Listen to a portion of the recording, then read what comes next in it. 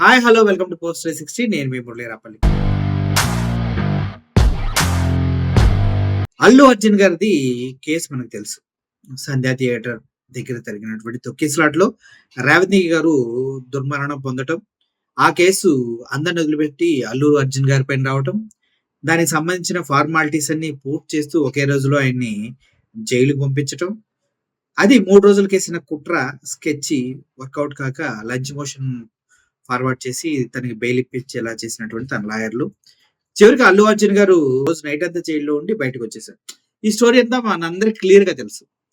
అయితే ఇందుట్లో తప్పంతా అల్లు అర్జున్‌దే అన్నట్టు పోలీసులు ప్రవర్తించిన విధానం, రేవంత్ రెడ్డి అసెంబ్లీ సాక్షిగా దగ్గర దగ్గర అరగంట సేపు అల్లు అర్జున్ తప్పు, పిలిచినా పలకలేదు, వెళ్ళమన్నా వెళ్ళలేదని చెప్పడం. ఇవన్నీ చూసిన తర్వాత ప్రజలంతా ఒక ఆలోచనకొచ్చారు. అల్లు అర్జున్‌దే తప్పు. రేవంత్ రెడ్డి గారు ఒక మాట అన్నాడు. వాళ్ళ కుటుంబాన్ని పరామర్శించలేదు అధ్యక్ష అని. అప్పుడు అర్థమైంది ప్రజలకి రేవంత్ రెడ్డి గారు ఏం తెలియకుండా మాట్లాడుతున్నారు. అల్లు అర్జున్ టీమ్ అంతా ఆ కుటుంబానికి తోడుగా ఉన్నారన్న విషయం కూడా తెలీదా అన్నట్లుగా ప్రజలు మాట్లాడుకోవడం జరిగింది. ఇప్పుడు నిజం చెప్పాలంటే నిజంగానే రేవంత్ రెడ్డి గారు నిజం మాట్లాడారా అంటే అందులో చాలా అబద్ధాలు ఉన్నాయి. మనం చూస్తూనే ఉన్నాం. సో దీనిపైన ట్రోల్స్ రేవంత్ రెడ్డికి ఫేవర్ గా పెయిడ్ ట్రోల్స్ చాలా వస్తూ ఉన్నాయి. రేవంత్ రెడ్డి తోపు తురుము అది ఇది అనుకుంటూ. కానీ వాస్తవానికి ఆయన ఆ రోజు చెప్పిన దాంట్లో వాళ్ళ కుటుంబాన్ని పరామర్శించలేదంటూ ఒకటి 100% రాంగ్. అంతేకాదు అది కొన్ని వీడియోస్ చూస్తూ ఉన్నప్పుడు క్లారిటీగా అర్థమవుతుంది ఏంటంటే అల్లు అర్జున్ గారు 9:40కి సినిమా థియేటర్‌లోకి ఎంటర్ అయ్యారని చెప్తారు అప్పర్ బాల్కనీలోకి. బట్ లోయర్ బాల్కనీ నుంచి 9:16కే రేవతి అపస్మారక స్థితిలో ఉంటే చాలా మంది మోసుకెళ్ళటం అది మనం చూసాం. ఆ సీసీ ఫుటేజ్ ఏది వాస్తవం, ఏది అవాస్తవం అనేది కోర్టులో తేలుతున్నప్పటికీ ఒక క్లారిటీలో అయితే ఇది నిజమని నమ్మే విధంగా 9:16 రేవతి గారు అపస్మారక స్థితిలోకి వెళ్లారు అనేది తెలుసు. కానీ దీనికి కారణం ఏంటి అంటే న్యాయవాది రామారావు గారు వేసినటువంటి ఒక పిటిషన్ అది హెచ్ఆర్‌సీకి కంప్లెయింట్ చేశారు. దీన్ని సమగ్రంగా విచారించాలి. అల్లు అర్జున్ గారిది తప్పు లేదు అంటూ న్యాయవాది రామారావు గారు హెచ్ఆర్‌సీని అప్రోచ్ అవ్వడం జరిగింది. ఆ హెచ్ఆర్‌సీని అప్రోచ్ అయిన వెంటనే ఏమైందంటే హెచ్ఆర్‌సీ ఆ కేసును తీసేసుకుంది. నిజంగా ఏం జరిగింది ఈ విషయంలో అని అడిగితే రామారావు గారు ఇచ్చిన ఎక్స్‌ప్లనేషన్ ఏంటంటే లాయర్ న్యాయవాది రామారావు గారు చెప్పినటువంటి కారణం ఏంటంటే ఆ రోజు అల్లు అర్జున్ గారు వస్తున్నారనే విషయం తెలిసినప్పటికీ కూడా పోలీసులు అక్కడ సరైన సెక్యూరిటీ ఏర్పాటు చేయలేదని చెప్తూ అట్ ద సేమ్ టైం అక్కడ ఉన్న సామాన్యుల పైన లాఠీ చార్జ్ చేశారు. పోలీసులు విచక్షణ రహితంగా లాఠీ చార్జ్ చేసి అక్కడ ఉన్నటువంటి ప్రజల పైన దాడి చేశారు. ఆ దెబ్బలే రేవతి గారు చనిపోవటానికి కారణం అంటూ న్యాయవాది లాయర్ గారు హెచ్ఆర్‌సీని అప్రోచ్ అవుతుందండి. హెచ్ఆర్‌సీ కూడా నేషనల్ హ్యూమన్ రైట్స్ కమిషన్ కూడా ఈ కేసుని చాలా సీరియస్ గా తీసుకుంది. ఎన్‌హెచ్ఆర్‌సీ ఏం చెప్పిందంటే ఈ ఘటనలో తీవ్రంగా ఆగ్రహం వ్యక్తం చేయడంతో పాటు సీనియర్ ర్యాంక్ ఆఫీసర్ అధికారితో విచారణ చేయించాలి. సీనియర్ ర్యాంక్ అధికారితో విచారణ చేయించాలంటూ హెచ్ఆర్‌సీ సిఫారసు చేయడం జరిగింది.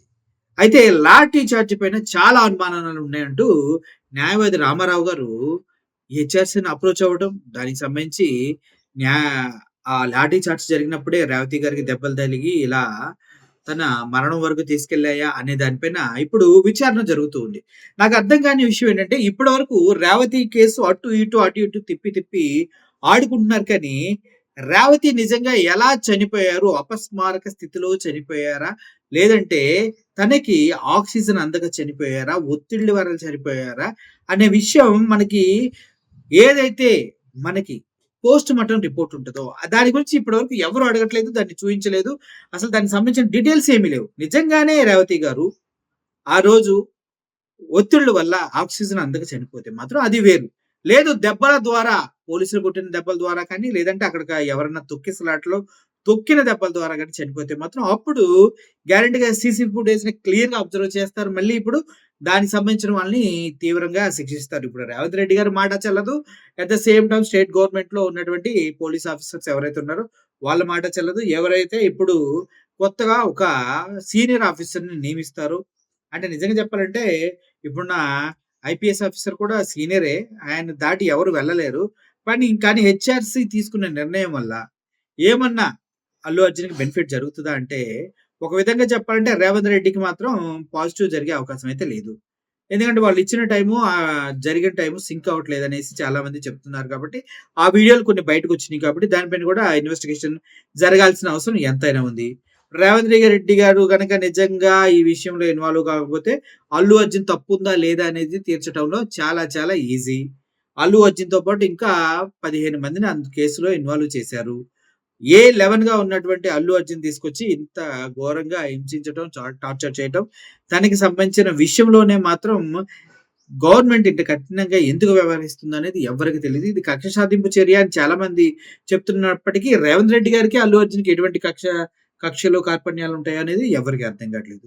ఒకవేళ నిజంగా ఆ రోజు ఫంక్షన్‌లో మాట్లాడినప్పుడు రేవంత్ రెడ్డి పేరు మర్చిపోయినందుకే ఇలా చేస్తున్నాడు అంటూ కేటీఆర్ గారు చెప్పారు. అదే విధంగా వీకెండ్ కామెంట్ బై ఆర్‌కే అంటూ ఏబీఎన్ ఆంధ్రజ్యోతి టీవీ ఛానెల్‌లో ఎప్పుడో ఒక ప్రోగ్రామ్ వస్తూ ఉంటుంది.